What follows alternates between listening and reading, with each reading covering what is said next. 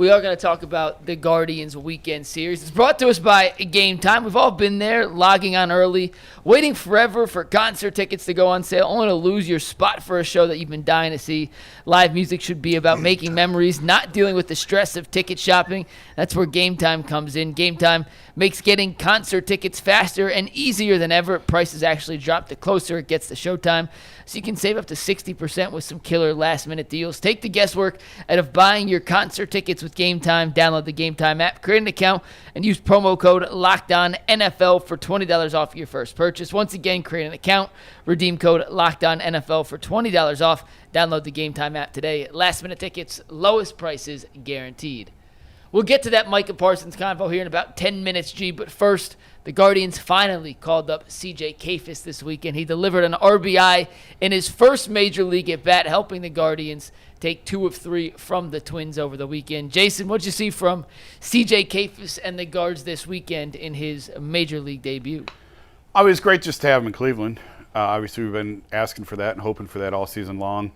I think he was behind. Obviously, he's learning a new position. They're putting him in right field, and I think it took longer. I think the explanation is it took him longer to catch up in the outfield, and that was the delay. And that's understandable too, by the way. It's a spot he's never played before, so the bat was ahead of the defense in terms of that. I think this probably signals they're moving on from Nolan Jones. They've given him April, May, June, and July. And we can talk about StatCast numbers all you want. Eventually, it's sort of like Dylan Gabriel in the processing. Eventually, it has to show up on the field. Yep. And it just hasn't been there for Nolan Jones. So this is an opportunity now for Kayfus. They're still in the hunt. Like, I know it doesn't feel like it. I know it feels like they pulled the ripcord on the season. They're very much in the wild card hunt. It feels like they pulled a ripcord on the season when they trade Shane Bieber. But they held on to Stephen Kwan. That really would have been the ripcord on the season. And by keeping Carlos Santana at first and putting Kayfus in the lineup and putting him in right field, they're telling you they're still going for it. And we'll see. I mean, you see it right there. They're 3 games out and only 2 teams to catch. So they can still make a run at this thing, as unlikely as it feels. It feels unlikely, but the numbers tell you they're still in it. And Kayfus is he'll struggle at times. You know, I don't think anyone's expecting him to come up here and be the savior. I think the point was just, hey, we've seen enough of what is up here now. Give one of these other guys a chance. And if he does struggle, okay, so be it. But at least start the clock on that. Manzardo struggled mightily last year, too, on his first call-up. You at least have to start the clock on that. Let him see what he doesn't know so that he can make the adjustments. Only problem is we're getting close to the end of the minor league season now. So I think he's here to stay, whether he struggles or not, because there's really not enough time to send him back down and then bring him back up. It sort of is what it is at this point. Yeah, we need him up here. Do you guys think that they took a page out of the Tigers playbook from last year and said, look, when they traded Flaherty? Yeah, they looked like they sold off pieces and parts, but then the team kind of reacted and said, okay, well, no, we still can come out here and do this. The Tigers flip came after the All-Star or after the trade deadline. Yeah. Well, they sold at the deadline. But that's when the Tigers suddenly reinvented themselves and became a much better team. Everyone wants to point to that. It's sort of like saying, well, the Pistons won a championship without a star. Right. It's like we search and search the outlier. for the one example, and we ignore the 99. Yeah. 99 out of 100 teams that trade their best pitcher at the trade deadline, which the Guardians did in Shane Bieber, which the Tigers did in Jack Flaherty, 99 times out of 100, they don't make the playoffs. The Tigers are the one team that somehow is able to turn around. Can the Guardians be 2 out of 100? I don't know. That's what the next 2 months are I'm fascinated by some numbers that I dug up. I don't know if you guys remember this, but in June, when they actually had a worse record than the Colorado Rockies, I kept saying on this show and upstairs on Channel 3, something is wrong with this team. Something is going on in the clubhouse, and I don't know what it is. I don't know if 2 guys got in a fight. I don't know if somebody was messing with someone else's girl. I don't know, but I know baseball, and I know what I'm looking at isn't what they are. Well, something is wrong. So I went back, and I looked. In the month leading up to the Ortiz suspension, the Cleveland Guardians were 8-22. I don't know how much of a notice that the Guardians had that this was coming, but I'm told there was a notice. It was less than 24 hours. So, no, on Ortiz. Yeah. Okay. Less than 24 hours. I was told that the team was informed well before the suspension happened. If you heard something other than that, I'm hearing something different than what you're hearing. Yeah, I thought it was like Chris got on a plane and flew to Chicago to meet the team when he found out the day before. When he found out the suspension.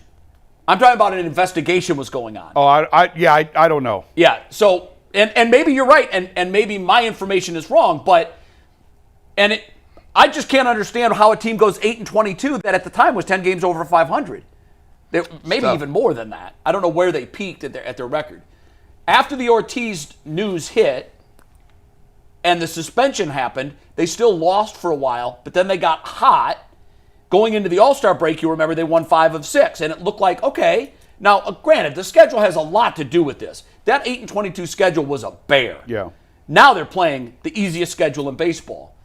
After the Class A news, they went from being red hot to 1-4. You can imagine how that would take the air out of your dugout and clubhouse. It's devastating. You just lost one of your best starters. Now you lost your best closer, and all of a sudden your head's reeling. However, since that time, since the Class A suspension, they've kicked it back in again. They're 4-2 after the Class A news broke. I think that if you're looking at the lay of the land, I know that mathematically you could catch the Tigers. That's not going to happen. The Tigers went through a terrible stretch where they weren't who they really are. And the Guardians still couldn't close the gap more than 7 games. Now I think it's at 8. They're 3 games out for a wild card. Guys, we've seen teams lose 3-game leads on the wild card in a weekend. Yeah. So is it possible? Oh, it's possible. Is it unlikely? Yeah, it's kind of unlikely. You got Seattle there. Yeah, Seattle that is a rework team. Texas is a rework team. Seattle's going to keep going. They're not coming It's back. still unlikely. But I'll say this. The vibe in the dugout, and I know you guys have noticed this too watching the game, there's life again. Whatever was wrong has been fixed. There's energy. There's smiles. There's laughter. Yesterday, they give up, I don't know what Cantillo was thinking in the first inning. I thought he was hitting too much of the plate. He gives up 4 runs. He settles in, and he's great the rest of the way. They end up scoring what ended up being the winning run on just a fluky little play. Then they get 2 runs in the 9th inning, and you think, wow, they might not be dead yet. They might be able to come back and take this game and put it in the left-hand column. Can I ask you both of y'all a question? How do you because you mentioned that the vibe is different.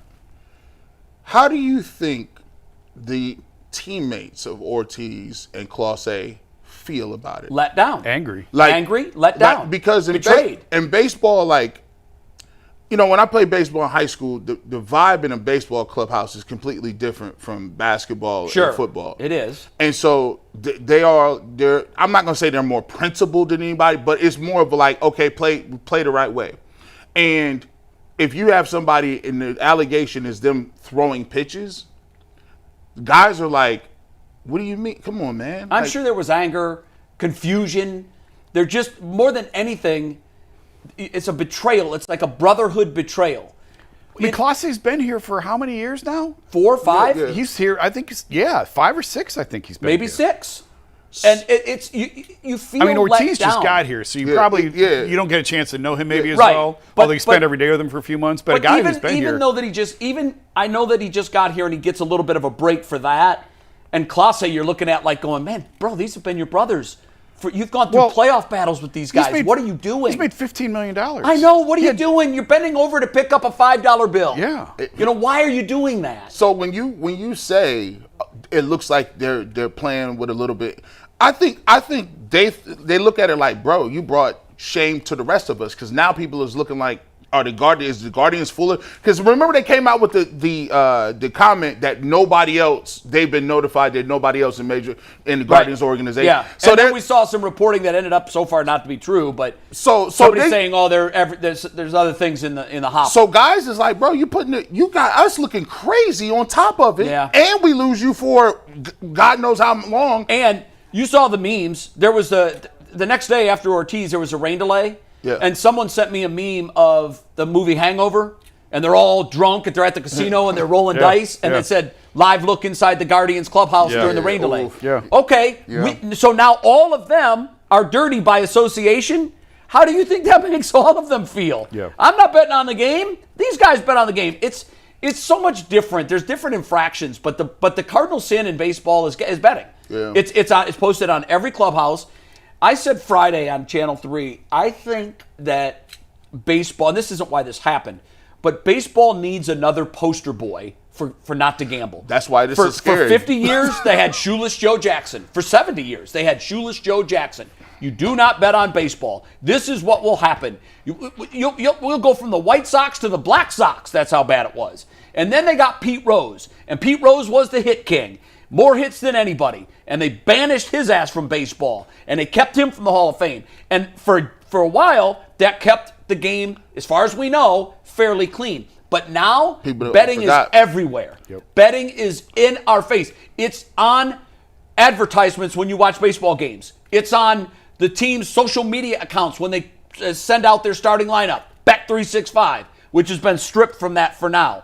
But you still see it at the ballpark. It's everywhere. They've got a casino right next to the ballpark where you can place bets. So I think baseball probably said, we need another poster boy. Pete Rose is dead. Half the players in the league don't know who Pete Rose is, who he was. Now, you know who everybody in the league is going to know for the next 10 to 15 years?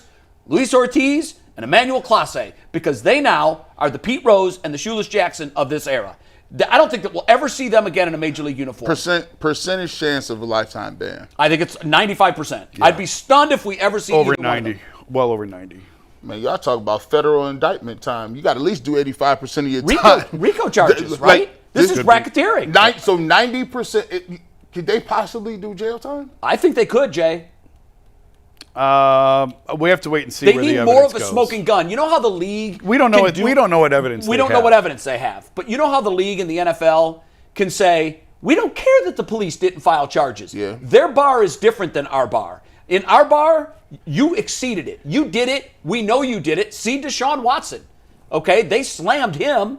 And as far as the law is concerned, he is a clean citizen. He never did anything wrong. I think the same thing applies here for baseball.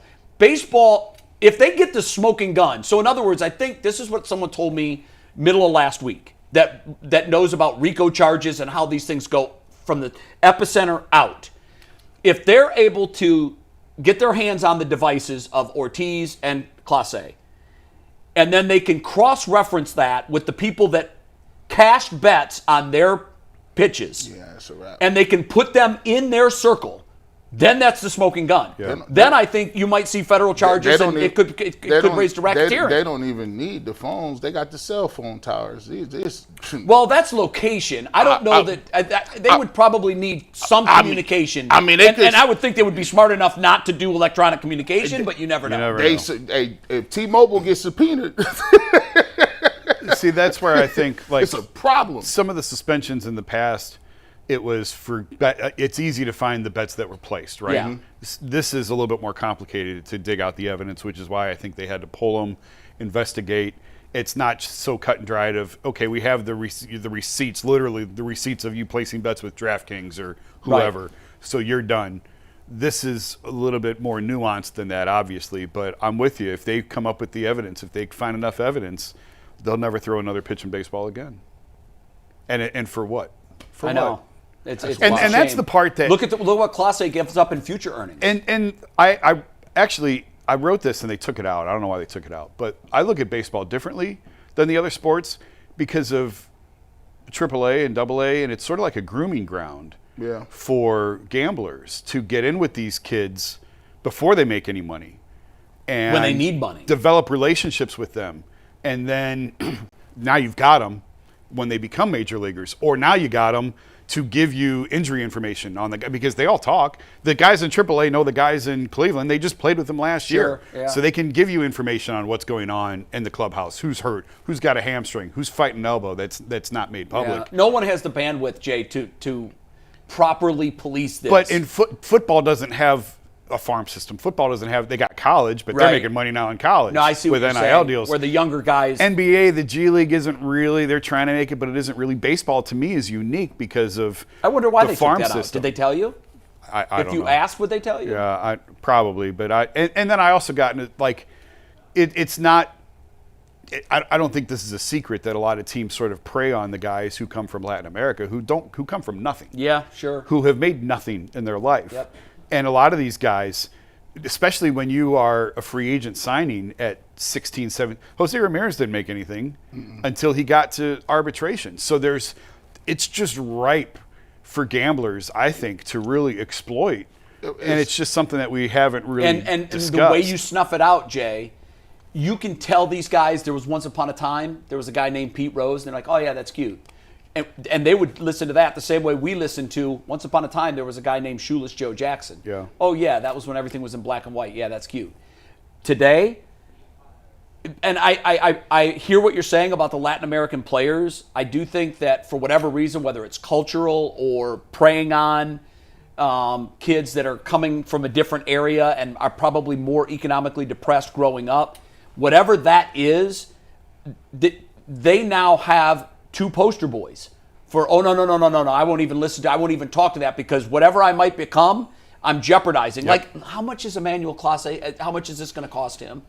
He had, I think he was, he's either made $10 million with 15 to come, or he's made 15 with another 10 But million. I'm just talking about, his next contract. He's got $10 million on this contract. Yeah, this contract is big enough. He's got, I think, two $10 million club options each year. Hey, man. I can't remember. I just wrote it. I don't remember. He's made like 15-ish million, maybe more than that, 20 million. If you can get to that, if you can get to a guy who's made 15 million, yeah, who's off limits? Yeah. Hey, man, listen, Manuel shame. Clase, hey, give him the syndicate. You might want to go cut that deal. Maybe you wasn't a lone wolf. You might all the deals he wanted. Well, that's the only thing I said. It's like, how can baseball definitively say it ends with Clase? Right. When they hadn't yet spoken, to my knowledge, they hadn't spoken to him. No. So They hadn't interviewed him. They've been investigating him, but they haven't sat down with him. Hey, I might have to say, listen, I got some information for y'all that might be advantageous.